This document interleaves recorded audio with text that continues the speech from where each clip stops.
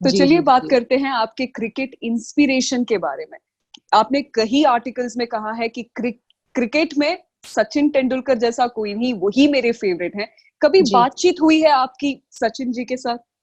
उनसे मेरा, देखो जब हम इंग्लैंड में थे तो फाइनल से पहले, एक दिन पहले, मैं ये चीज भी आपसे शेयर करना चाहती हूँ कि उन्होंने मेरे लिए इंस्टाग्राम पे पोस्ट डाला था, ठीक है। तो मेरे को मतलब जब हम प्रैक्टिस से वापस आए रूम पे, तो मैंने नेट डेटा अपना ऑन किया तो मेरे को मैसेजेस आए कई सारे मेरे दोस्तों के, यार तूने देखा सर ने तेरे लिए डाला? मैंने कहा नहीं तो। फिर मैं जाके देखा तो मेरे को इतनी खुशी हुई ना, वो दिन भी मेरे लिए बहुत बड़ा था। उन्होंने उसमें लिखा हुआ था कि ये मानसी जोशी करके हैं, और इन्होंने उन्होंने पाकिस्तान वाले मैच का जिक्र किया हुआ है उसमें।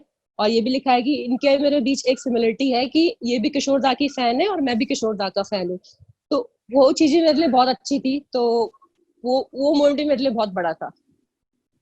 बहुत बढ़िया, congratulations. Thank you so much, thank you. I think getting post from Sachin Tendulkar would be a dream for every player, every G fan in itself, and Mansi has got it, and you've achieved it yourself. You deserve to get it. अब बात करते हैं bowler हुआ तो bowler की अपनी ही परेशानियां होती हैं, challenges होती हैं. So as a bowler, what are the different challenges that you faced as a woman bowler on the pitch?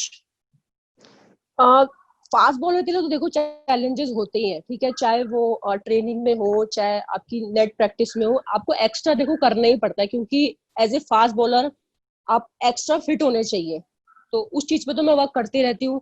बाकी मेंटली मैं थोड़ा कोशिश करती हूँ कि मैं जितना हो सके स्ट्रांग रहूं, क्योंकि फास्ट बॉलर का क्या होता है, हर वक्त आप सेम मतलब क्रिकेटर के लिए तो होता ही है, आप हर बार सेम परफॉर्म नहीं कर सकते, लेकिन एक फास्ट बॉलर के लिए भी होता है। कई बार आप बॉल अच्छा डालते हो पर आपको विकेट नहीं मिलता। कई बार आप मतलब पूरे इतने सारे स्पेल डाल देते हो, अच्छी बॉलिंग करते रहते हो, विकेट मिलता ही नहीं है। तो वहां पे भी आपको स्ट्रांग होना जरूरी है। ऐसे नहीं कि चलो आप सोच रहे हो कि चलो मैं 4 ओवर डालू उसमें आपको 4 विकेट मिल जाए, ऐसा तो होता नहीं है। इस वजह से इस तरीके से भी आपको स्मार्ट होना पड़ता है, मेंटली फिट होना पड़ता है। तो वो मैं अपने कोच वो उससे बात करती रहती हूँ, वो मेरे को मेंटली मतलब पूरी कोशिश करते हैं कि मेंटली मैं फिट रहूं। तो आपने कोच की बात की है, वीरेंद्र सिंह रौतेला आपके कोच हैं। तो किस तरह से ट्रेनिंग होती है, माइंड ट्रेनिंग या फिजिकल ट्रेनिंग, क्या ओवरऑल ट्रेनिंग के बारे में आप बता सकती हैं? रौतेला सर को मैं ये लगा लो 6-7 साल से जानती हूँ।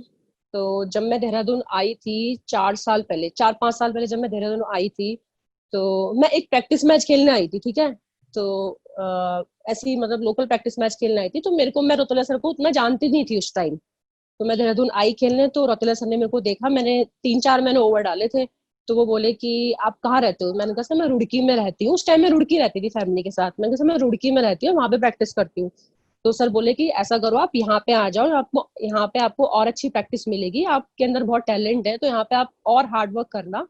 और मैं सच में चाहता हूँ कि आप इंडियन टीम को रिप्रेजेंट करें। तो मैंने कहा ठीक है सर। तो फिर मैंने घर जाके मम्मी से बात करी, मेरी मम्मी उस टाइम जॉब करते थे। तो मैंने मम्मी को बोला कि मम्मी आप देहरादून में ट्रांसफर ले लो, मेरे को देहरादून में जाके प्रैक्टिस करनी है। तो मम्मी बोले ठीक है। अब मम्मी का ट्रांसफर देहरादून में तो हुआ नहीं, मम्मी का एक उत्तरकाशी एक जगह है वहां पे हो गया। तो अब मैं तो उत्तरकाशी जा नहीं सकती थी। तो देहरादून में मेरे मासी रहते थे उस टाइम पे। तो फिर मैं 2 साल में मौसी के साथ रही और मम्मी मेरे उत्तरकाशी में रहे। तो वहां से मेरी जर्नी एक स्टार्ट हुई, एक प्रोफेशनल जर्नी जिसको बोलते हैं कि अब मैं, एक होता है लाइफ में एक टर्निंग पॉइंट आता है, तो वो मेरी लाइफ का टर्निंग पॉइंट था। तो मैं यहाँ पे आई, उसके बाद मेरी सर ने मेरी प्रैक्टिस स्टार्ट करवाई। मेरी डाइट पे भी वो ध्यान देते थे। और मतलब कई बार क्या होता था कि बच्चे स्कूल में प्रैक्टिस करने नहीं आते थे, क्योंकि पढ़ने वाले बच्चे थे, तो ट्यूशन हो गया, ये हो गया, तो नहीं आते थे। तो मैं अकेली ही प्रैक्टिस करती थी। काफी देर तक मैं सिंगल विकेट बॉलिंग करती थी। सर मेरे को नॉकिंग भी करवाते थे। बैटिंग में भी उन्होंने मेरे को बहुत शार्प किया, क्योंकि उस टाइम में बैटिंग करती थी लेकिन ऐसे करती थी। पर उन्होंने मेरे को बैटिंग में भी बोला कि यार तुम्हारे अंदर बैटिंग का भी है, तुम कर सकते हो। तो उन्होंने मेरे को बैटिंग में भी शार्प किया। और बॉलिंग में उन्होंने मेरे को काफी मेहनत करी, छोटी छोटी चीजें उन्होंने मेरे को बताई। अब ये कह लो कि जो रुड़की में जो मेरे कोच थे, उन्होंने मेरे को रास्ता दिखाया, ठीक है। और देहरादून के जो मेरे कोच हैं अभी रौतेला सर, उन्होंने मेरे को उस रास्ते पे चलना सिखाया कि उस रास्ते पे चलते कैसे हैं। तो मैं रौतेला सर को बहुत मानती हूँ, मेरे लिए वो बहुत इंपॉर्टेंट है। तो रौतेला सर को मतलब बहुत उन्होंने मेरे लिए किया है। बहुत खुश हैं हम आपके अचीवमेंट्स के लिए, एंड जी thank you so much Rautela sir for all the support that you are lending to Mansi. लेकिन जी बात जी करते हैं इस वक्त की, क्योंकि अब हाल ही में लॉकडाउन हुआ है, कई सारे एथलीट्स को कई सारे मुश्किलों से गुजरना पड़ रहा है, क्योंकि बहुत लोगों को जिम एक्सेस नहीं है या कहीं वर्कआउट करने का एक्सेस नहीं है। तो आप कैसे अपने फिटनेस को मेंटेन कर रही हैं?